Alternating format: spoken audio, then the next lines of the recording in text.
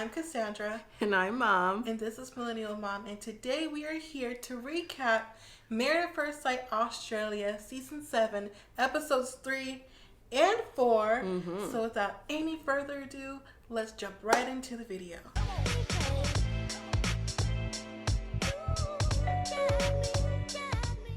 Our first couple, we have Haley and David. Haley's 32, David's 31. Now, one of the interesting things about this couple is that Haley is a recovering drug addict. And she says she was a drug addict from when she was very young, was on drugs for 7 to 8 years. She didn't say 7, 8 years. She said 8 to 10 years. Okay, a long time. And so one day she was on social media. She was following this bodybuilder. And the bodybuilder told Haley, you know what, if you're serious about getting your life together, come up to where I am and I can help you. So Haley decided that she was going to pack her stuff, go up there, get started. That's a pretty drastic change in move that she did. I would never think to hit somebody up or find somebody on Instagram and have them help me change my life, but kudos to her for changing it. Well, yes, I agree. And Haley also says she's from a broken home, so maybe her reaching out to this person was someone who she felt would really have her best interest at heart. So Haley is now clean and she's looking for love. She has this over-the-top personality. She's boisterous, adventurous, and is now, I'm not sure if she's a bodybuilder, but she's into working out, so I guess it's almost the same thing, is it? It's not the same thing. So now we have David. He's 31. He is a MMA fighter. Well, he's a former MMA fighter, or sports fighter, as he called it. And I thought that was an interesting match they did because Haley's into her sporting weights and he was into his sporting thing too. So kind of the extreme end of sporting, I guess. That is their connection. It's not the extreme end of sporting. It's just the experts match them based off of their own personal interests, which I think can be good, but at the same time might have some repercussions and downfalls. Well, David no longer fights MMA because he had an injury in the ring and it severed his spinal cord. So now he has to choose another profession, and that profession is he happens to drive trucks and he owns a farm. That don't even go together to me. How do you drive a truck and own a farm? Like, when do you have time to tend the farm if you drive the truck? Well, maybe he drives the produce to the place it needs to go, so he cuts out the middleman. That's why he's got the truck. Well, anyways, David comes from a conservative family. His dad is a police officer. His mom, I guess, is a homemaker. And they don't see David as being as out there as he was. Because when I was listening to their story, I was thinking, like, well, why not? Because he was an MMA sports fighter. So, well, the dad said they never really saw eye to eye on his decisions. As time goes on, David explains that he was getting married at first sight, and they just like, what do you mean you get married at sight? That's not what we see for you. Like, how do you know who she is? So on and so forth. Versus Haley didn't have that at all. She was into it, getting married, ready for the experience. So now it's the day of the wedding. Of course, everyone who gets married, they're all excited, they're nervous, they can't wait to see who their match is and the reason why. So David and his family get to the wedding, and their parents are sitting there just kind of like looking around like, who are these people and why are we here? And David walks up. He's waiting for Haley. When Haley gets there, she's like, hi, how you doing? How's everybody? Oh, are these the parents? She's just all out there, giddy, open, and they're looking at her like, who is this lady? I actually thought it was cute. It was. At least she was being invited and not trying to disassociate herself with them. But I thought it was funny when they finally were at the reception and she introduced herself to his mom and his dad. His dad was cool. He was having conversation, but his mom was like, like, is she the whole time not even saying a word. Right. Well, she did say something. He's like, is he really the type that you go for? Oh, she did? I didn't Yeah, she was like, yeah. You know, and then she went on to say, like, oh, yeah, he's a country bumpkin. They're like, no, he's not a country bumpkin. No, that's what he said about himself. They're like, Right, like, I didn't say that. That's what he said. Well, when she gets back to the table, he explains that, you know, his mom is a little bit more emotional. His dad is more calm. So they'll just have to work through that together. And as far as this match is concerned, I don't know. I think they have common interests, but we'll see how much his parents really sway his decision and his decision making, I guess. And when she finally tells him about the past, because she didn't tell him in this episode. Right. She told him in the next episode. Our next couple is Vanessa and Chris. Now, Vanessa, there's already a little problem with Vanessa for me. She just started off, I don't even know the word. I don't want to say wrong, but she started off different. She didn't start off wrong or different. She started off basically like any other person or female who is on the show who has self-esteem issues about herself. Well, yeah, but I mean, one of the very first things that we see is Vanessa knocking herself. Her looks, everything. She's like, I don't think anyone will want to be with me because I've had these skin issues. I have really big pimples that get really large and had them since high school, and just all kind of things that just brings the whole mood down for me. It's like, so you think that coming on a Married at First Sight show is going to boost your self-confidence? It's not. Maybe she was hoping while she could be on the show, it would build her self-confidence. And then also she would get some additional counseling, which I hope these counselors do on the show for her. Because when I was looking at her and I saw her face, one, I didn't think her face looked that bad. Right. It actually looks pretty good. And two, you can still see some of it from the makeup. So eventually when she did get to meet her husband and she was worried about that, I'm just like, but he can see it already. Yeah. Well, maybe she means when it's inflamed. Maybe that's when her self-esteem issues come up more. Chris is a disadvantaged youth worker. He's in his 30s. He is a father of 2, and that's something that he also has yet to tell Vanessa when she comes down the aisle. Now, they both say that they are looking for love, stability, homes, someone to grow old with. I can appreciate that. Even though Vanessa has some esteem issues, she's looking for that, but she's looking for that in someone as well. Well, that's what they all say, so we just have to see. Well, it's the day of the wedding. She's getting ready with her bridesmaids, and she's nervous. She's awkward because she just doesn't know how he's going to feel when he looks at her. She even made like a Quasimodo reference. I was like, it is not even that bad. It's not, and it's really sad and unfortunate that she thinks it's that bad. She probably had someone in her past probably, tell her about it and made her feel bad about it. And right. That's why she still holds on to that. But girl, if you're watching our video, it don't even look that bad. You look fine. You look good. You look great. You look wonderful. At the altar, he's looking around. He's anxious. Here comes Vanessa. You know what she says? Oh. In her mind, her thoughts, he didn't lock eyes with me. He looked down. I don't think he's attracted to me. I'm like, you haven't even made it to the altar yet. How do you know? Right. She's just taking the body language too serious. I mean, he looked and he down, up, down. You know what I'm saying? So he could have been nervous. His stomach could have growled a little bit. His hands could have been sweaty. He was trying to, prepare for you something. Right. It didn't mean he didn't like you. It was already self-sabotage. And I was like, he probably can't see you from that far away. So once she gets up to the altar, they give their vows, and then they go for the kiss. Now the kiss, she didn't feel a connection. I'm like now you're just looking for something. No, exactly. Now you're looking for something, Vanessa.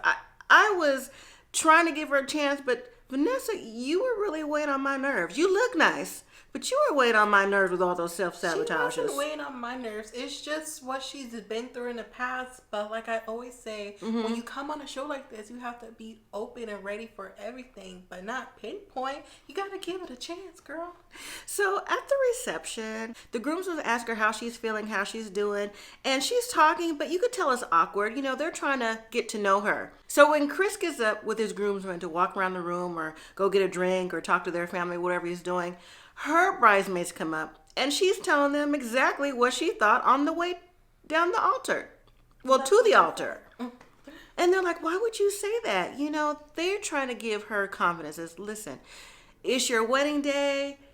He seems like he likes you. Connection, don't do this to yourself. Don't set yourself up for failure right now. Why would you do that? Yeah, wait till the honeymoon, then go from there. But outside, Chris is talking to his mom and his family like, oh, she's attractive, she's this and that. See, these are things she don't know. But these are things she may never know because of her self-sabotage. And I'm really hoping that when they get to the honeymoon and beyond, if they make it that far, like, she can settle down a little bit and realize that her worth is more. It's not going to happen. She's going to need some additional counseling from the counselors. Because we've seen stuff like this on Married at First Sight before. Especially in America. Well, we only seen it in America. Right. Where the female has these self-esteem issues. Not saying the guy doesn't either. Mm-hmm. But they just never recover from there. Yeah. Now, we are on the honeymoon with the first 6 couples. Mom, do you want to start off with Poppy and Luke? Yes. Let's start with Poppy and Luke. So, before they go on the honeymoon, Poppy is still upset and uncomfortable because she left her boys at home. And it's just been her and the boys. And the little boys are, 2? So they're young. And she's afraid that they're really missing her the way she's missing them. They probably are, but you know how it goes. Well, maybe not because you're not a mom. While she's feeling this guilt, she decides to call her mom because they're at home with their grandmother. And this has actually delayed them going on their honeymoons because the other couples are already on the plane headed towards their destinations. And I'm surprised Luke was actually understanding. Well, I guess you kind of have to be because, it's your wife. You want to get to know her. You just answered all your own questions. I just answered my own questions. So Poppy calls her mom and she's like, how's the boy? She's crying emotional. Do they miss me? I miss them. Her mom says they were crying out for you. So she's like, well, let me talk to them. She's like, hi, Papa. How are you? It's like, Mom, you can hear they talk pretty good to me too. So she has a conversation. But when she goes to hang up, they're like, bye.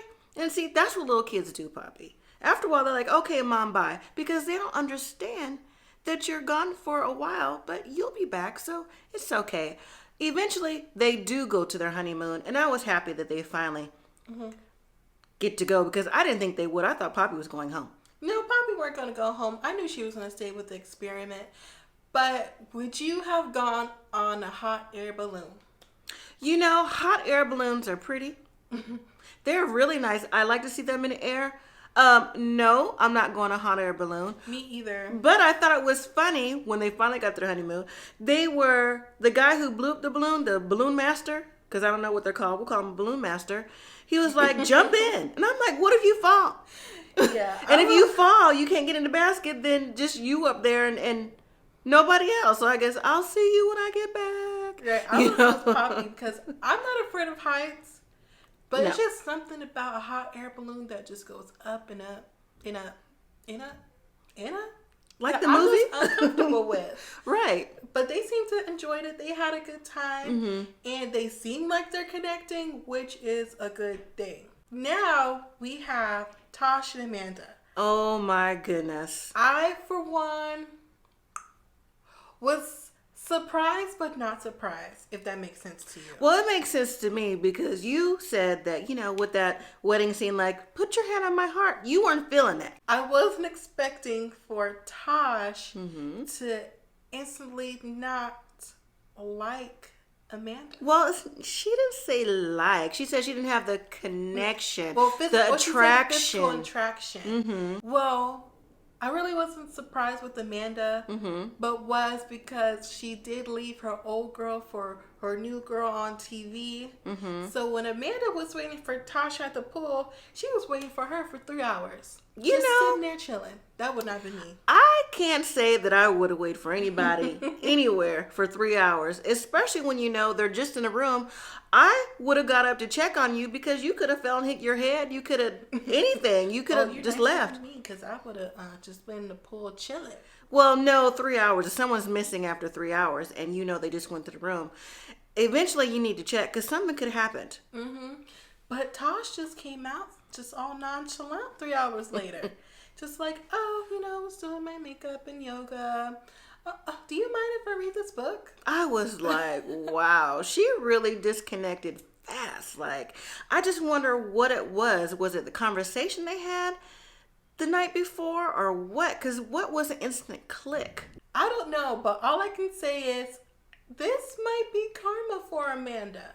Oh, Is that what you thought? That's what I thought. So when they finally went to that dinner scene and they just laid it all on the table, Yeah. and Tosh told her, you know what, I'm not physically attracted to you, but you know, not your looks.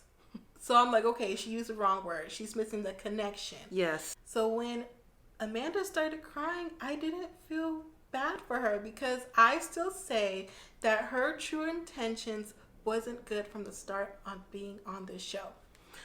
Wow. I felt emotion for Amanda because Of course you did. no one wants to know that someone is not attracted to you. I mean, if you put yourself in an experiment, I know there's not a guarantee that you're going to come out with the love of your life, but I mean, like I said, I just want to know what the disconnect was. Now, Tosh did say when they were at the reception, everything was in the moment. You know, when they were kissing, everything, she was just in the moment. She felt it. She felt the energy, the vibe, and the love.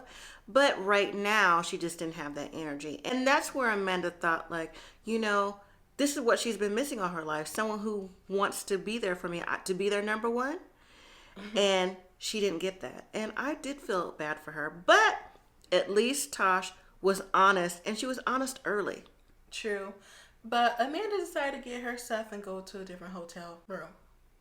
Yeah, she got herself another room, but I think that was for the best because the next day when they met up for breakfast, I mean, Amanda acted like that they were just going to get back together. Maybe it was a misunderstanding for the day. I'm thinking, no. Right. I was like, wait, so you got a hotel room the day prior, but now you want to come back in the room? You could have just slept on the couch.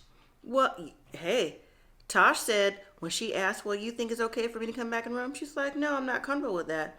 That broke Amanda down some more. So this couple right here, I guess they're going to continue the honeymoon together yet separate, but I don't know where they're going to go from here. Natasha and Mikey's honeymoon was in a rock climbing experience. Mm-hmm. And during this rock climbing experience, Mikey found out some things about Natasha that I'm surprised that he didn't already know himself. Well, he heard what it was, but since her friend was so snotty, telling him, you know, she's an alpha male and all this other stuff, I guess he took that and went in one ear out the other. Mm-hmm. So he found out basically that she was high maintenance. She gets her hair done, she gets her nails done, she gets the Botox, she gets the lasers, she gets the eyelashes, she gets the fillers, she gets the tan, she gets everything under the sun. I'm everything. Like, dang, girl. Right. Like, that's so many procedures. Mm-hmm. So now Mikey's like, I just don't know if we're going to connect because she has all these things that she likes to do, mm-hmm. you know, basically like, she's not really humble like he thought she was going to be. Do you agree? I don't know if he ever thought she was humble, but when she said that she really needed to get her extensions redone, and then when she gave that list off like you said, he was like, no. Like, no. She's like, oh, honey, you don't know. Like, spend a week with me, you'll get to see.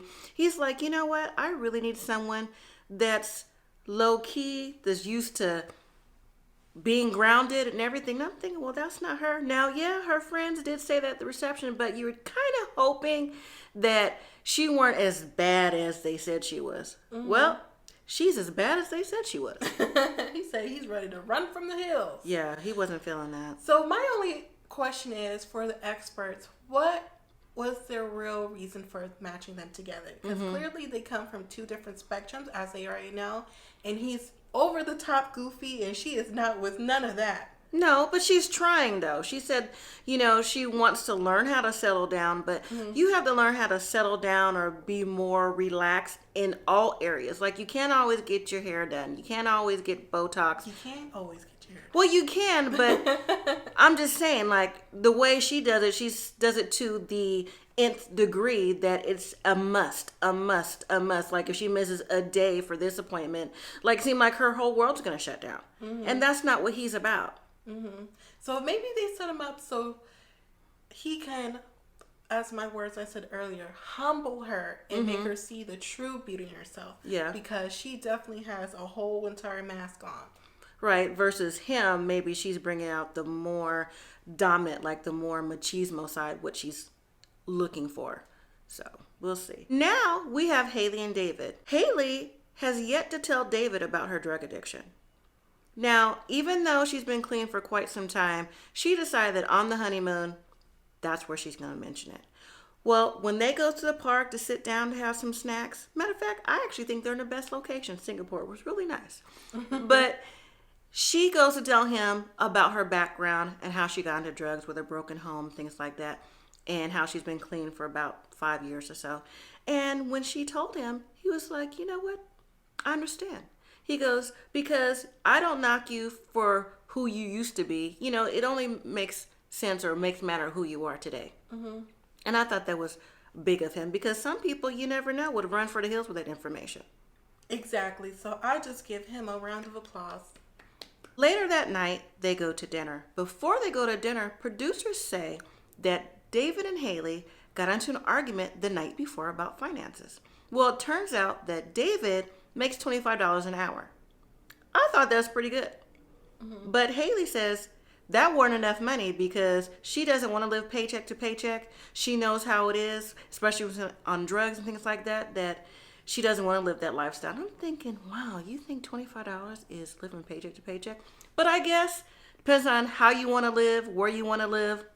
Could be. But did they say what her finances look like? They didn't say what her finances look like, but she did say she could take care of herself. So who knows? Maybe with her weightlifting and bodybuilding, maybe she makes a certain amount of salary that she's used to, and $25 just doesn't cut it. Well, $25 plus whatever her salary is going to be an exponential growth. So I don't know why she's tripping like that. It's not like he's not working at all, or he claims he's moving job to job like we had on other Married at First Sights.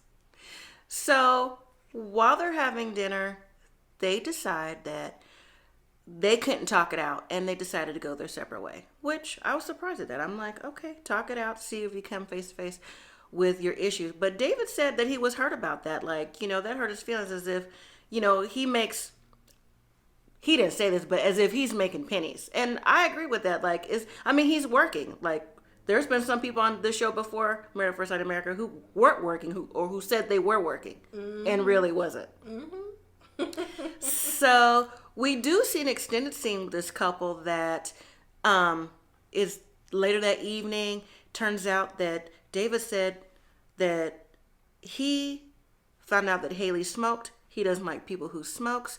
She said, I only smoked 2 cigarettes. He said, I saw you buy a pack. You've had plenty of cigarettes. They're arguing back and forth about that.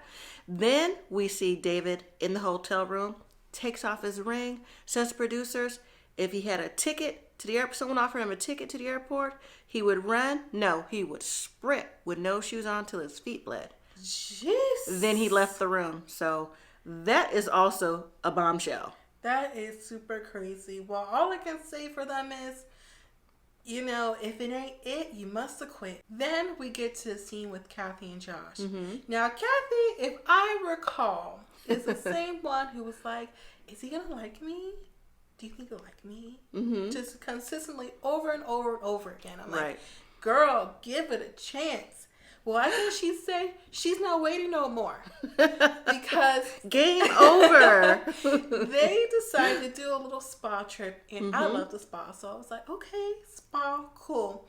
But she said she's going to put on her raunchiest, her sexiest little get-up for a swimsuit. But when I saw it, I'm like, that's not the raunchiest I've ever seen, but well, to her it is. To her. TV appropriate.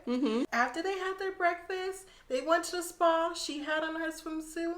I guess it did the trick, because Josh was like, you know, I was already attracted to her, but you know, this is it right here. That was it. She was like, hey, later on, he's gonna see what else I got. I was like, okay. So they sealed it with a kiss. Plus more. And not only plus more, they closed the door. So, they look like they're on a good start. Chris and Vanessa. Now, Vanessa, her and her skin issues are again the subject of even the honeymoon. So, they decide that they're going to take a airplane adventure to the beach to have quiet, alone time, have nice little cocktails, things like that. So while they're going in the airplane, it's not real conversation. She's trying to make conversation, but trying not. He's trying to talk to her, but she's like, yeah, I hear you talking, but So once they get to their destination, she starts to open up a little bit. She says, I like you. He's like, well, I'm attracted to you too. And I was like, thank you for telling her she's attractive, because she really needs to hear this. She didn't hear it. You don't think she heard it? She didn't hear it. Well, I hope she heard it, because she needs to let go, let loose, try to enjoy her time with someone who's trying to be there for you too. Mm-hmm. Well, they're just talking about what they want out of life and how they want to move forward. And I thought it was a good conversation. She seemed to open up just a little bit. So after their talk, they decide to go to the beach. And she said, you know what? You have been so open to me. You've been accommodating, making the first moves. I never make the first move, but... And then she reached for his hand. And they walked hand in hand down the beach. I'm like, see, this is what you needed. Just that one little boost of confidence from your partner to help you, to let you know everything's going to be okay. I hope that this is just the start of something new and fresh for both of them. Yeah. Because she really, really, really needs this. So I'm holding out hope for them.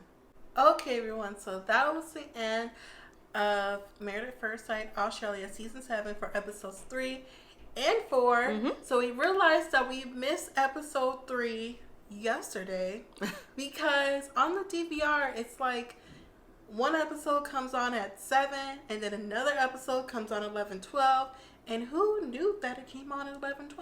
Well, I think the airing of Australia, the episodes are split because there's so many couples compared to America that they have to put them on separate times. But we didn't know. But now that we do, we will be on top of it. Mm-hmm. So let us know what you thought about episodes 3 and 4 in the comments down below. Make sure you like this video, you share this video to other people who watch Married at First Sight and Married at First Sight Australia, and you also subscribe to our channel. Thank you for watching, and as always, live simply, be grateful.